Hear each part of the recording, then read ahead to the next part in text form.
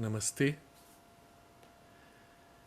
This year, 2024, we are observing the 17th anniversary of the golden day of the supramental manifestation, which happens once every 4 years.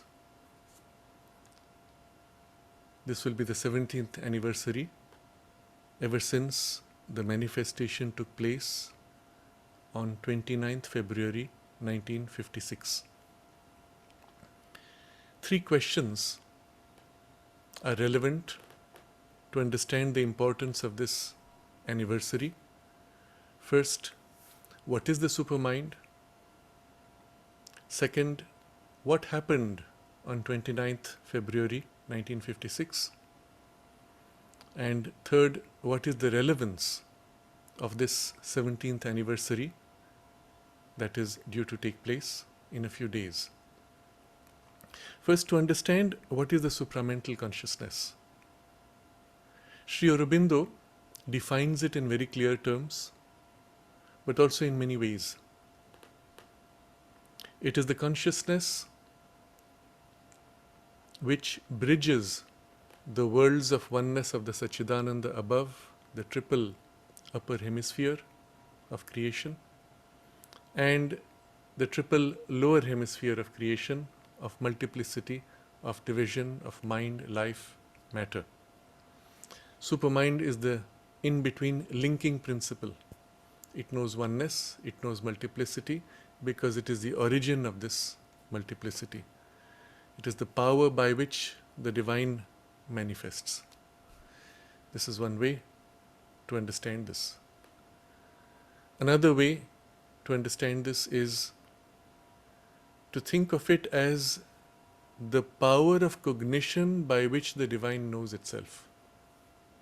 We, living in a consciousness of an intellect, of the reasoning mind, have a very limited, shallow, divided, narrow, darkened power of cognition, which is the nature of the intelligence of the intellect. When this consciousness opens up to its own higher processes and means, when it transcends and exceeds and opens to a higher way of knowing, which is a direct vision, when it goes beyond that to the most intimate way of knowing, which we would call the intuition, and when from there it opens out to its infinity, eternity, totality, that would be the true nature of the supramental way of knowing. Or in other words, the way the divine consciousness knows itself is beyond our reasoning power. It belongs to a consciousness properly that is infinite and eternal and one and indivisible, and yet able to multiply itself unendingly, blissfully, powerfully. But this is also the origin of the entire cosmos, the entire creation, origin also of our consciousness of mind, and therefore our mind finds its origins in this, therefore supramental. And all powers of the mind are as if reflected, diluted, limited operations of powers inherent to the supramental consciousness. This being the case, in principle it is possible for us as if to open to that, to rise to that in a continuity of steps, which is then our inevitable next step in human evolution. Sri Aurobindo came not only to announce this, but to realize this in himself and to imprint that realization and into all of humanity, and to bring down that supramental consciousness as an active power operative in current human evolution. This is what we have to understand and is a critical element of the next question. But we must understand this fully because the next step of human evolution depends on this. So this brings us to the next question. What exactly happened on 29th February 1956? It was the work that Sri Aurobindo and the mother had been doing, first of all in themselves, in their own consciousness. They had reached the supramental consciousness, established it within themselves, level by level, top down, all the way to the subtle physical substance of the body. On each of these planes, the supramental was operative as a direct action, and the substance itself was transformed into a supramental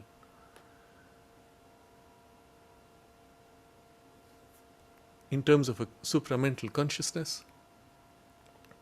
And yet this was limited to their individual realization. Their work was to manifest this at a collective level in humanity. If it was left to them, Sri Aurobindo says, they would have finished this long ago, if it was just for their bodies. But since it was for humanity, they had to as if plug into the human consciousness, and every step that they took of bringing that down and transforming was imprinted as a memory, as a potential, as a capacity, as an inevitability at every level of the corresponding consciousness in the human being, in humanity as a whole. This is an extraordinary achievement. It's an extraordinary gift for humanity. It also means they had to struggle that much more, because at every moment facing the full resistance of the human consciousness, which is only so much willing to accept, so much willing to open to this, and yet bringing it down all the way to the subtle physical consciousness. That part, beyond that, to bring it into the physical consciousness as an active force, even in the material life, and even for the transformation of the physical body, because of certain technical details we need not go into, Sri Aurobindo found it necessary to leave his body and form a bridge from above and the mother connecting from below. And so it was after his leaving the body in 1956, on the 29th of February, that this was done. The supramental consciousness was brought down into the collective human consciousness, all the way down to the material level, as an active force in human evolution. The mother was very specific about it. She said it was the supramental consciousness and force, but not its aspect of power. She said if the power aspect had come in, it would be obvious. Nevertheless, this having come, the next step in human evolution, the organization of the supramental consciousness and force and light into the human being and its transformation in its terms, is inevitable and only a question of time. But that may take any number of years, which is not our concern. What is important is, because this is now an active force in human evolution, it is constantly influencing everything that happens. And because it's a consciousness of oneness, it embraces everything that happens. All forces, all powers, there's nothing that opposes it.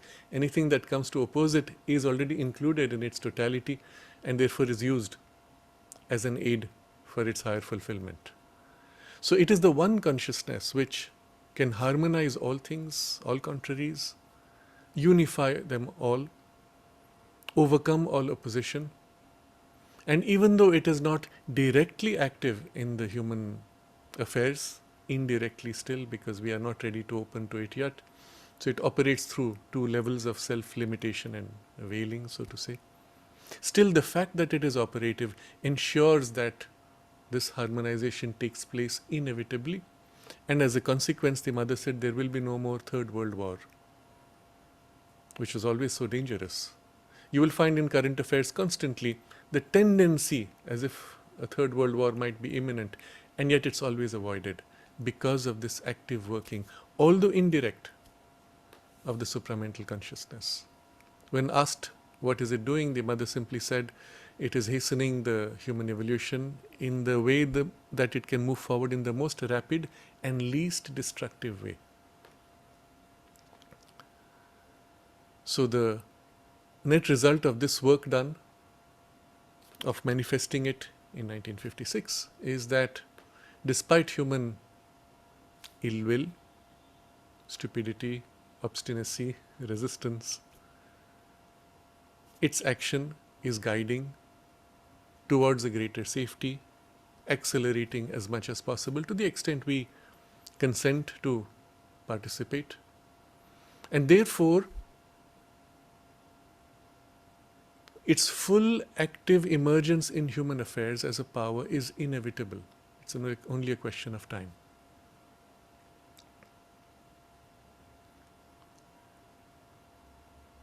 The working of the supramental is on so many levels at the same time, and particularly in the higher part of humanity, those who are aspiring, those who are open, its action can be relatively more direct, always within the context of your capacity to open and receive to a consciousness which is infinite. So it is often through an intuition that its action is more directly felt, but that's already one step of indirection. So this is active everywhere, and in those of us who choose to open ourselves to it, its action can be more direct relatively. Which brings us to the third question: what is the significance of this, the 17th anniversary?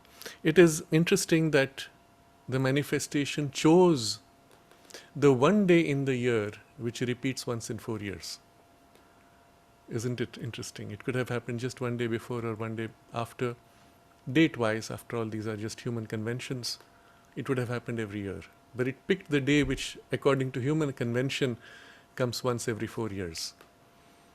You could perhaps see in it some kind of humor, but I see in it profound symbolism. And the symbolism is this 4-step.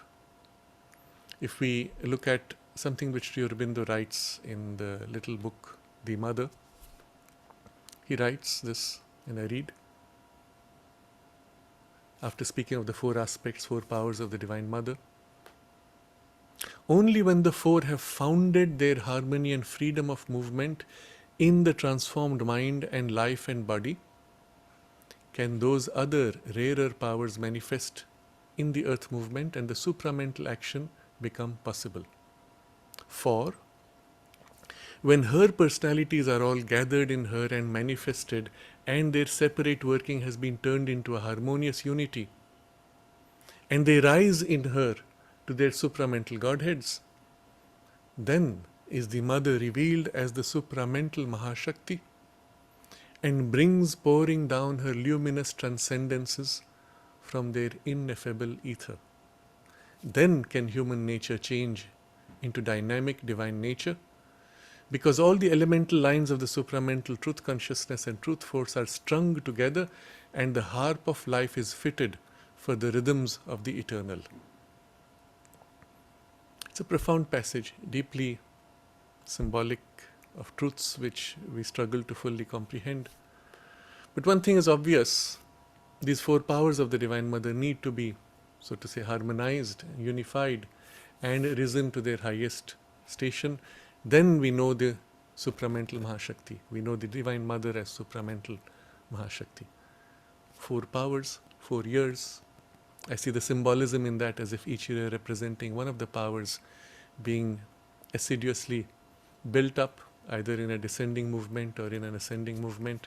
And at the completion of the 4 steps and their unification comes the emergence of this revelation of the Mother as the supramental Mahashakti every 4 years.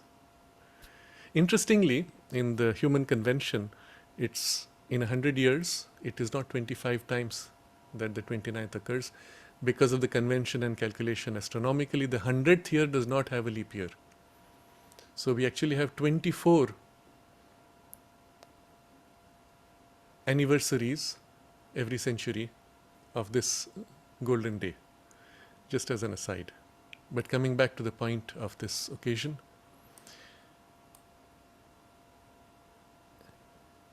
every anniversary in the human convention of dates is a symbolic realignment of the material circumstances with whatever that thing was, in this case a supramental event. Alignment of the highest source of the supramental consciousness with its manifestation in the material physical earth, the linking of these two, so to say. The anniversary of this event is on a symbolic level a realignment, a repetition, a resonance, an echo, so to say, in consciousness terms, a power of the event resonating, echoing, rippling through time. And the fact that our convention gives to it this importance gives it a certain power and an effect and an influence in human affairs, on the human consciousness collectively, because what was brought down was for the collective humanity. Therefore, this is extremely important. Or to the extent that we choose to recognize it, it can become for us extremely important. Symbolic, but a symbolism is not a fantasy, it is a reality, and therefore a real effect. In principle, by an act of conscious turning, we can align to anything at any point, on any day. But the fact that the collective human consciousness has this shared calendar and gives to it this meaning and this value, gives to the event a collective value at the level of humanity. Although individually you can have anything on any day. And so is, here we find the special importance of this occasion. It is as if, while we could align any day at any time, here it is nature and the collective human consciousness of humanity choosing to give this value and this alignment on this day. We can take advantage of this opportunity, because without our special effort, something aligns. Some resonance, some rhythm, some wave, some power of this event as if repeating, striking in an echo, but still real. How do we take advantage of this opportunity? First, by becoming conscious of it. You could, of course, be fully unconscious, ignore, and still receive a glimmer of its influence. But when you're conscious, you receive so much more and more directly.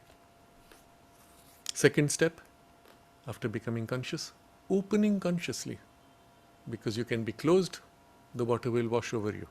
As Mother observed, it happened in 1956. She expected everyone to be flat from the power of the descent.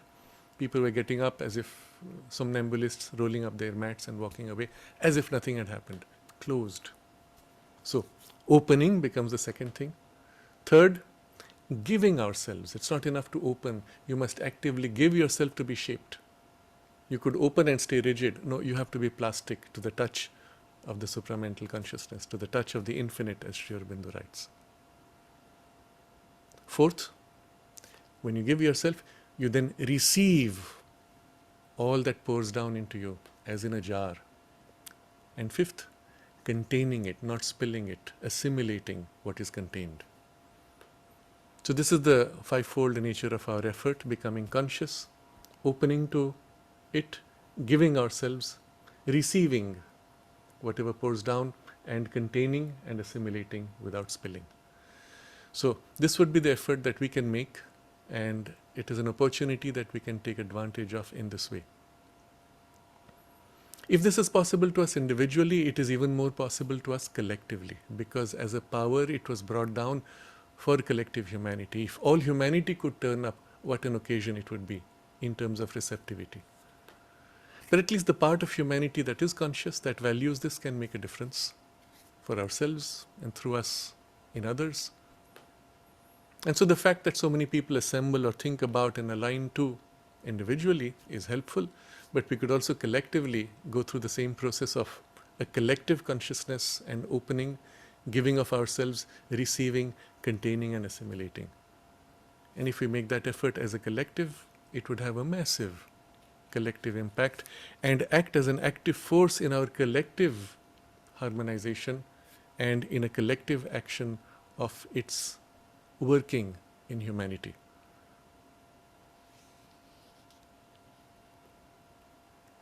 Therefore, although the date is not critical from a purely consciousness perspective, because of the natural resonance and the collective shared calendar, it can become extremely beneficial on a collective level if we choose to receive as a collective humanity or a part of collective humanity. This then is the sense of the importance of this day, and those of us who feel called to it should make the necessary effort, both individually and collectively. collectively conceiving of yourself and all others as equally children of the Divine Mother, and together as children of the Mother, we open to her. And in the rhythm of the 4 years that have passed to bring us to this, we may conceive of this as the unification of the 4 powers of the Mother, and therefore the Mother as the supramental Mahashakti presiding over all creation, from whom we receive her supramental knowledge, power, harmony, perfection, love, beauty, ananda, and all else that she chooses to pour down into us.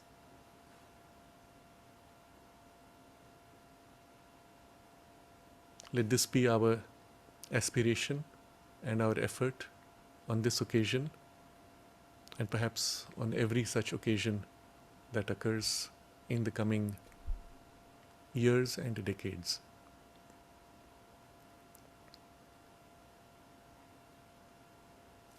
Namaste.